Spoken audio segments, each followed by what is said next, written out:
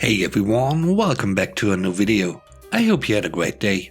Let's take a look at some new malicious compliance stories, where people conform to the letter, but not the spirit of a request.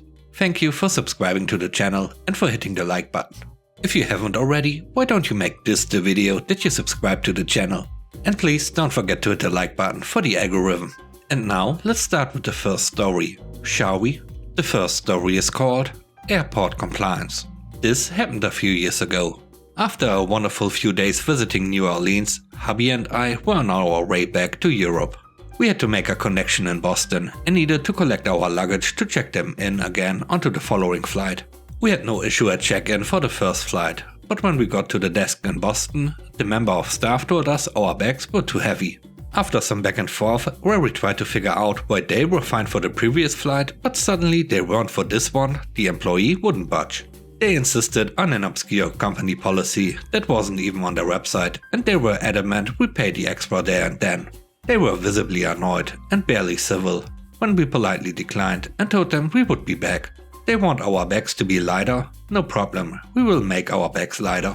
We walked away from the desk and put some extra layers of clothes on, as well as filled our pockets with some small but heavy items, all while still very visibly from the employee. We looked more like misshapen voodoo dolls than actual humans. They were not impressed, to say the least. But here's the cherry on the cake. As we were rejoining the queue to check in, I hear an announcement about our flight. Turns out the company had overbooked it and they were looking for passengers willing to be transferred to the following flight instead, which was 2 days later. As compensation, these passengers would be put up in a hotel for 2 nights for free, get breakfast and dinner paid for and receive 600 euros each. It took my husband and me a whole 30 seconds to decide we would take them up on the offer. We were both self-employed at the time, with no commitments on the 2 days following our planned return date, and neither of us had ever visited Boston. Plus, we had just gotten engaged, so it seemed like a great way to keep celebrating. When we got to the desk, the staff member looked at our rather bulky attires and barely managed to hold back the eye roll. But when we said we were volunteering to be moved to the next flight, their manager was so glad they treated us like royalty, which made the original employee even more annoyed. While we were waiting for the paperwork to be done, we put all our extra layers back in the bags, with a huge grin on our faces. We were transferred to a super nice hotel. Our room was basically a 1-bedroom flat. The bed was so wide I could have slept perpendicularly in it. And we spent 2 fantastic days discovering Boston, and being paid to do so. Turns out no one else took the offer, so they didn't manage to free up enough space for the group they had overbooked. Paying for our stay didn't help the situation at all, but that didn't tarnish our experience one bit. Had we not decided not to be bullied and paying extra by a rather rude employee, we would not have heard the announcement and would have missed out on a pretty sweet adventure. The next story is called They Called Me Average. I, 26 male, started my first job after college 3.5 years ago. I was hired by a group of 25 people. I used to run a lot of clubs in college and had this I need to finish my job as best as I possibly can attitude when I first joined. I was good at what I did and put in considerably more work than other people who joined with me. Another huge motivation behind this was that since the initial pay wasn't good enough, I wanted to impress with my work and get a really good raise at the end of the year. So throughout the year, I kept working late hours and stayed at the office for 10+ hours on a regular. The way our work dynamic was, I was the only one under my manager, and we were both supposed to share the work on the projects. And slowly and steadily, my manager started noticing I'm taking up extra stuff, and he started offloading his work onto me too. Now I was essentially doing my own job and half of his job as well, and had reduced the time it took to do these things by at least 40%. I was stressed and overworked, but was getting exceptional weekly ratings, so I felt it was worth it. How naive I was. Appraisal time came, and I went into the one-on-one with my manager. This guy tells me that while I have one of the best performance ratings in the company, they are not allowed to give a fresher a huge raise. I received the same raise that others who joined with me did by doing the bare minimum. I was understandably pissed. I told my manager that since the company has declared me average, that he should expect average performance from now on. He laughed, thinking I was kidding. I wasn't. From the next day onwards, every task that would be done in 2 hours now needs 8. I won't stay in the office for more than the agreed upon 8.5 hours. Won't finish up lunch quickly to get some more work done. Won't do any of your jobs for you.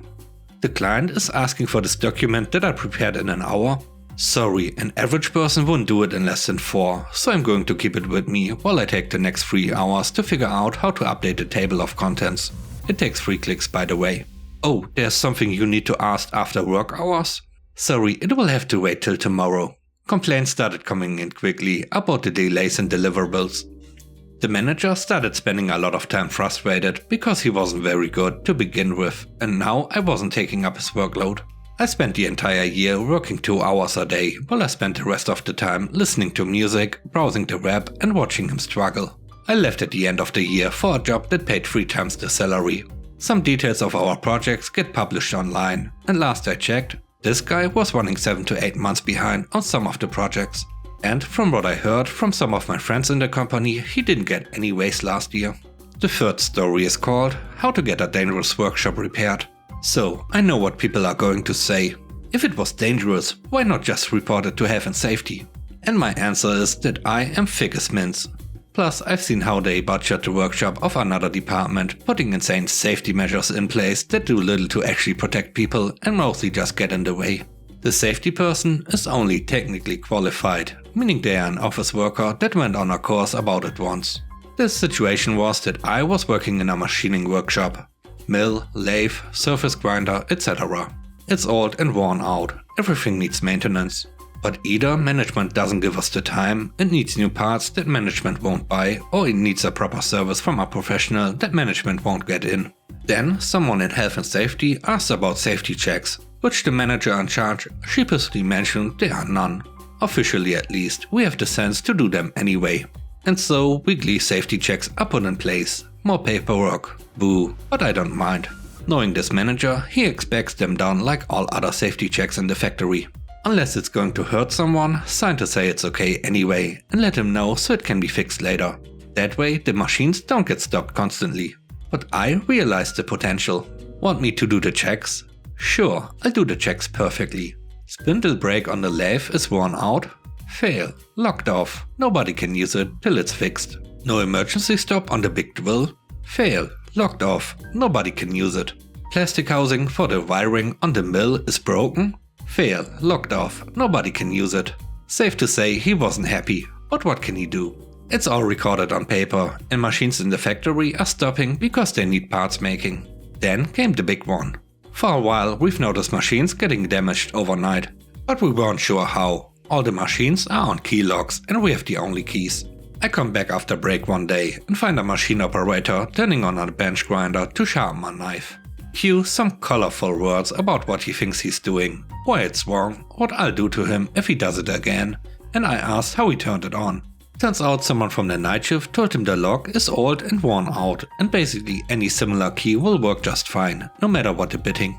So I go around to check, and sure enough my locker key, the kind everyone in the factory has, turns on every machine. Some even work with a screwdriver or just using the back end of another key, because there was no lock left inside. Fail, fail, fail, fail, fail, fail. Everything fails. The whole workshop stopped. If this was a cartoon, the manager's ears would be leaking steam by now. He insists that this doesn't count as a fail because of reasons. Then he says that those locks with keys that control power aren't keyed interlocks. And so I don't need to check them, before finally just insisting it's okay and I should pass it because he says so. Sure, I said. Just put it in writing that it's you saying it's okay, not me. He backed down quickly after that. A day or so later, new locks turned up and were fitted, and the problem of overnight broken equipment went away.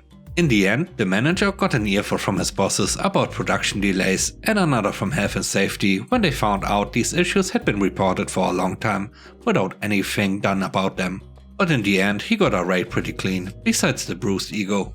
And that's how the workshop went from old, crappy and dangerous to just old and slightly less crappy.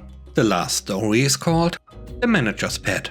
So I worked in the small agency riddled with toxic people, except for a few handful capable colleagues who stood by me.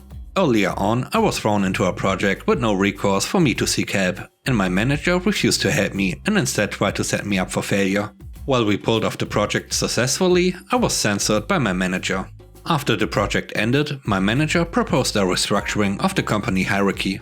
With that, she placed me on the lowest rung of the ecosystem, where I will report to my colleague, who has amassed barely 2 years of work experience. The arrangement meant my writing work will have to be sent to my colleague for vetting. I guess this was a further attempt to put me down. My manager even wrote, "Dear colleague, you will spearhead the writers department and you will work closely with OP and to me out fines and report to the admin department. Dear OP, you will be under colleague's jurisdiction and I want you to work closely with colleague." Wow, sure, glad to comply. But little did my manager realize she overestimated my colleague's ability to manage people, as well as underestimated my ability to play politics after cowering to her bullying for months. One day I was tasked to help a client coordinate the design and copywriting of his website. The standard operating procedure by my boss has always been to clear the copy before moving on to the design. But since I report to my manager, I complied with my manager's SOP instead. So I got the copy done and sent it to my colleague on a Monday. After a week of radio silence from her, I sent her a reminder, asking her to vet through the item because the client was waiting. When my manager noticed the work was not moving, she asked me why there was a delay. So I decided to send her the email trail, detailing my reminders to said colleague while omitting my big boss from the email CC loop to protect all of them. However, my manager decided to loop my big boss in and tried to deflect the fault to me. She even wrote, "As mentioned earlier, please get at least the design out first, pending copy check. The client needs to see that there is work being done." The kickoff meeting was earlier this month, and to date there have been no updates to the client on the website movement. Always tailor your updates on communication with clients based on their profile. Then, after my manager met our big boss, she had to bite her words and informed me, "Please send your work to me, I will do the copy check." My manager was pissed as hell and threw a hissy fit at me. But I was happy for the fact that I complied with my manager's request to get the colleague to clear the work. Got work held up because of them and exposed her sheer incompetence in managing people and work. Fast forward and me and the said colleague left. Through the grapevine, my colleague left without a job lined up. What surprised me was despite being my manager's pet, she resented working under her because of the said manager's high-strung, toxic and Rama Mama attitude. And now it's your time to shine. Let me know what you think about the stories. On a scale of 1 to 10, how would you rate the stories and today's video? I hope you enjoyed the video. And I hope you have a great day. Stay safe. Bye bye.